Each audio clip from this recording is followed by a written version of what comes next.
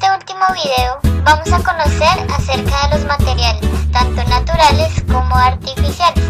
Presta mucha atención. Materiales. Los materiales naturales son todos esos elementos que encontramos en el planeta, como la piedra, la madera, los textiles y muchos más.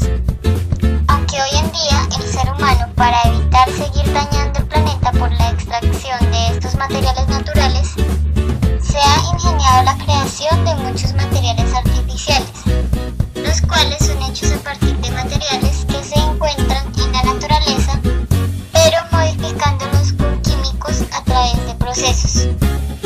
Por ejemplo, el papel, que está fabricado a partir de algunos árboles, como el pino, o la gasolina, que está hecha a partir del petróleo.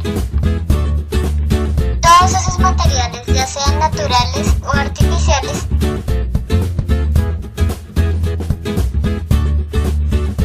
son muy importantes, ya que a partir de ellos se fabrican todos los artefactos que usamos a diario, como el televisor, que tiene partes en plástico, la cama, que está hecha de madera, la bicicleta, que está hecha de algunos metales. El proceso para la construcción de artefactos lo veremos con el siguiente ejemplo. Fabricación de una mesa de madera. Primero, se extrae la materia prima, un árbol. Posteriormente, se convierte en un material, la madera. Y por último, con el material se construye el producto tecnológico, la mesa.